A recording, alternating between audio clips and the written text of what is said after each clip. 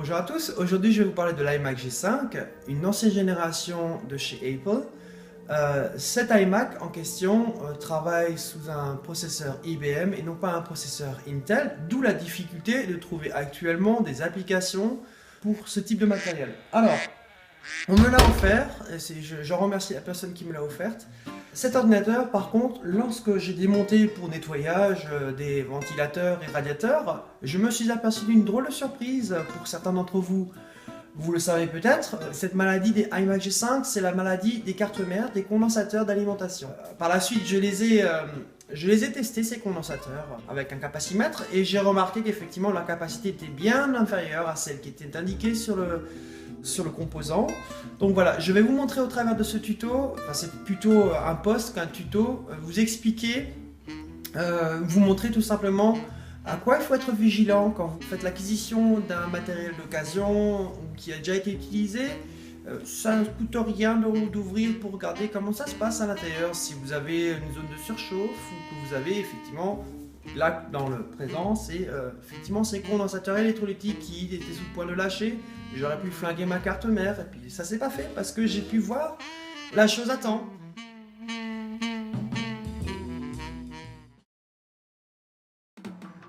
Donc voici la bête démontée, les condensateurs électrolytiques qui sont défectueux. Je vais le zoomer simplement, vous allez voir. On les voit bien. Je ne peux pas zoomer plus que ça. En tout cas, vous les avez ici, ils sont bien bombés. Si vous regardez bien, là, ça a craché. La petite tache noire que vous voyez, c'est le fluide électrolytique qui est sorti. Donc ces condensateurs là sont défectueux. Là 1, 2, 3, je touche les autres ça va. Donc c'est des condensateurs de puissance et là il faut absolument remédier ce problème le plus rapidement possible. Il s'agit sans doute de condensateurs pour l'alimentation de l'écran. En tout cas ça c'est la zone d'alimentation puisque vous avez ici la broche d'entrée avec son alimentation redressée. Vous avez un petit peu plus loin ici les périphériques de connexion, donc ce qui va alimenter dans la carte mère. Mais là on voit bien que dans cette zone de carte mère qui est la gestion des puissances, peut-être pour l'écran, ils sont HS. Voilà donc le genre de condensateur à remplacer le plus tôt possible. Si vous ne les remplacez pas, le problème qui va se passer, c'est que les condensateurs vont se mettre en court-circuit franc. Et ça va être la casse en chaîne, c'est-à-dire que comme ils vont être en court-circuit franc, les composants qui seront après ce condensateur vont être endommagés et des fois cette casse-là peut laisser une carte économiquement irréparable. À présent ma carte est démontée, j'ai repéré les 3 condensateurs défectueux sur la carte en faisant la référence, enfin en faisant le parallèle quoi. Maintenant il s'agit de les dessouder. Achetez ça sur eBay, donc c'est des condos pour quelques euros. Bien en dessous de 10 euros, bien en dessous. Entre 3 et 5 euros. Donc là on est dans une qualité qui est bien moindre que celle d'un Rubicon. Alors nous allons le tester. Nous allons voir si effectivement ce condensateur est de bonne qualité au niveau de sa précision. Parce que c'est là en fait qu'on voit un condensateur. C'est à la précision, à la justesse de sa capacité. Parce que vous avez une tolérance plus ou moins importante. Là on est un petit peu supérieur, c'est pas mal. On a 1829,32, ça grimpe un petit peu, bon là on s'en fout, hein. Quand ça grimpe comme ça, ça n'a pas d'importance. Voilà, donc on est à 1800 microfarads. Revenons à notre bergerie, ou à nos moutons, comme vous voulez. Donc voilà, donc si vous n'arrivez pas à extraire votre condo, je vous encourage à acheter ce genre de pince que j'ai déjà cité dans d'autres posts. Je vous ai déjà montré dans le premier post qui était avec comment réparer un ampli. Donc soit vous utilisez la pince, mais là en l'occurrence c'est bien gros, donc vous pouvez l'extraire en le ballottant de part et d'autre. Donc vous chauffez un point, vous tirez, vous chauffez le point, vous tirez et ainsi de suite en fait. Donc vous le déchaussez. C'est la seule manière que j'ai pu réussir à l'extraire. Après, pour ce qui est de l'excédent d'étain, pour pouvoir dégager justement les orifices, j'ai utilisé, en ce qui me concerne, du fil électrique de téléphone, donc ça, et j'ai chauffé pour pouvoir dégager cet étain qui est très difficile à fondre, pour que je puisse venir avec mon étain qui a un point de fusion bien plus bas et qui va me permettre de faire une bonne soudure. Parce que le problème, c'est que si vous fondez mal l'étain, il y a de fortes chances que votre brasure elle va pas se faire correctement, vous aurez des faux contacts et puis voilà quoi. Donc assurez-vous bien de faire ça, de bien nettoyer, sachant que c'est le côté le plus fastidieux pour moi de la réparation de cette carte électronique. Donc à présent, je vais mettre en place les condensateurs et je vais surtout pas me planter au niveau des polarités. Là où vous avez une petite croix, c'est le positif. Donc, ou alors si vous n'avez pas la petite croix, vous voyez le rond et le carré. Le carré signifie positif et le rond, bah, simplement le moins. Donc je vais les mettre en cette position.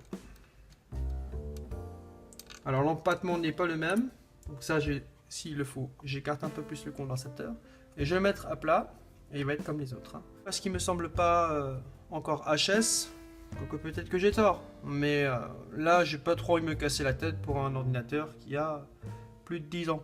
Voilà. Ce qui est pratique aussi avec ces pinces autobloquantes, vous pouvez aussi les cintrer. Et ça, c'est ce qu'il faut quand vous n'avez pas le bon pas. Ça peut arriver que vous en trouvez pas parce que les fabricants, d'un fabricant à l'autre, les codes sont pas les mêmes pour les condensateurs. Alors ça fait comme ça. Je vais essayer de voir si c'est bon comme ça.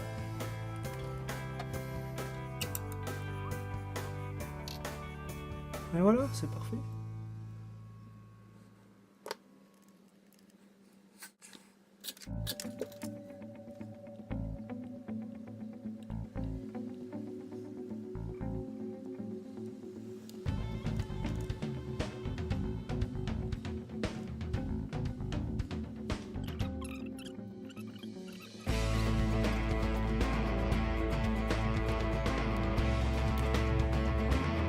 Maintenant, c'est le moment du remontage.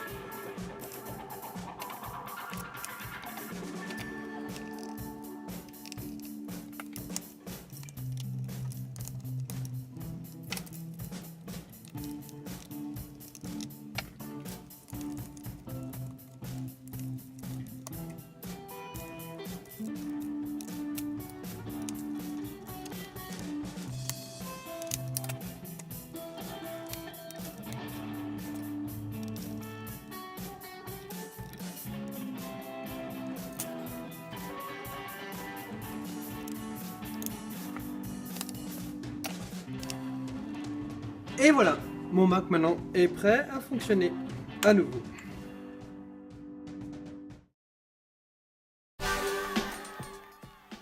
Maintenant, c'est le moment de vérité, à savoir si il va redémarrer. Normalement, oui. On entend. L'affaire est jouée. Ok, l'écran nickel.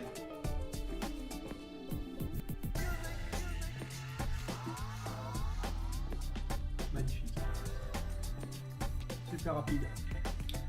Même le mien qui est plus récent, qui date 2011, n'est pas aussi rapide. Alors bien sûr, vous allez me dire, c'est par rapport à ce qu'on met dedans, le nombre de fichiers, où est-ce qu'on navigue, les faux logiciels qui vous font des cochonneries.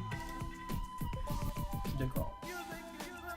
Donc c'est une version qui n'est pas à être avec, c'est pas les processeurs de Intel, c'était encore IBM à l'époque qui faisait. Et on n'a pas de ralentissement, des choses comme ça. Alors, par exemple, tiens, tu vois. Et pourquoi pas?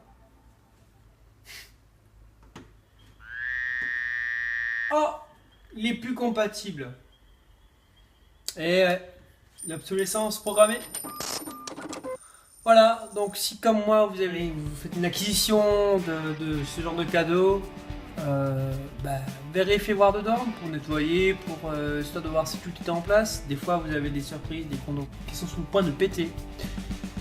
Pour éviter que vous flinguez votre motherboard, tout simplement. Voilà. C'est à toi maintenant YouTube.